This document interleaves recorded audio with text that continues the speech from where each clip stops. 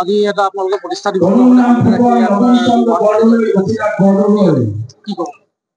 আমাৰ 1988 চনতে আমাৰ প্ৰগতিশীল যুৱ সংঘ ভাগ আমাৰ বৰেণ্য ব্যক্তিসকলৰ সহযোগত আৰু ইতিমধ্যে বহু লোক আমাৰ প্ৰয়াত হৈ গৈছে। তেখেতসকলৰ সহযোগ পৰামৰ্শ আমি অনুষ্ঠান ভাগ আমি প্ৰতিষ্ঠা কৰিছিলোঁ। ইয়াত আমাৰ সকলো যুৱক যুৱতী সমূহ ৰাইজে সহযোগ আগবঢ়াইছিল। আমি বিভিন্ন ধৰণৰ উন্নয়নমূলক কাম আমাৰ এই সংঘৰ জৰিয়তে আমি সম্পন্ন কৰিছোঁ। আৰু আজি আমাৰ আপোনালোকে দেখিছে এই আমি 36 নম্বৰ সংখ্যক আমাৰ প্ৰগতিশীল যুৱ সংঘৰ প্ৰতিষ্ঠা দিৱস ভাগ আমি আজি অনুষ্ঠিত কৰিছোঁ।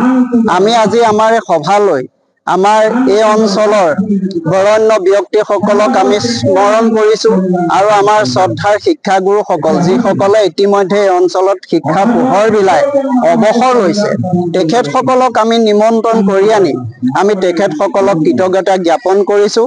তাৰ লগে লগে আমাৰ এই অঞ্চলৰ যিসকল ছাত্ৰ ছাত্ৰীয়ে মেট্ৰিক আৰু হায়াৰ ছেকেণ্ডেৰীত ইতিমধ্যে উত্তীৰ্ণ হৈ গৈছে, আমি তেখেতসকলকো সম্বৰ্ধনা জনাইছোঁ।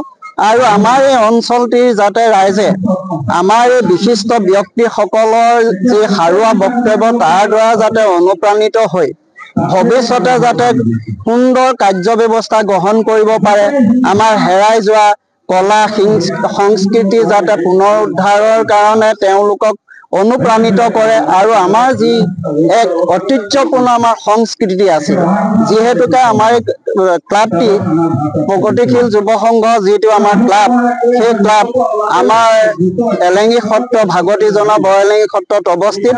আমাৰ এই সত্ৰৰ এক ঐতিহ্য আছে, আমাৰ নিজা সংস্কৃতি আছে, আমাৰ গায়ন বায়ন ভাওনা সকলো আমাৰ নিজববীয়াকৈ আছে। গতিকে উঠি অহা যুৱক যুৱতীসকলে ইয়াৰ দ্বাৰা যাতে অনুপ্ৰাণিত হৈ এই সংঘটোৱে বিভিন্ন ধৰণে সহায় সহযোগ আগবঢ়াইছে।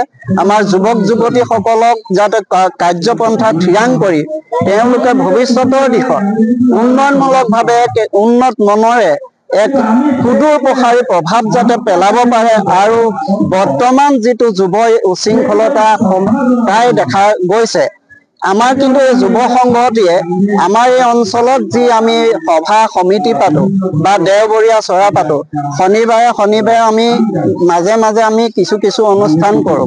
সেইবিলাকৰ জৰিয়তে আমি যিবোৰ সামাজিক প্ৰমূল্যবোধ নীতি শিক্ষা আমি দিওঁ। আমাৰ এতিয়া আমাৰ এই যুৱক চামে কিন্তু আজিও সেই সভ্যতা সংস্কৃতি ধৰি ৰাখিবলৈ সক্ষম হৈছে।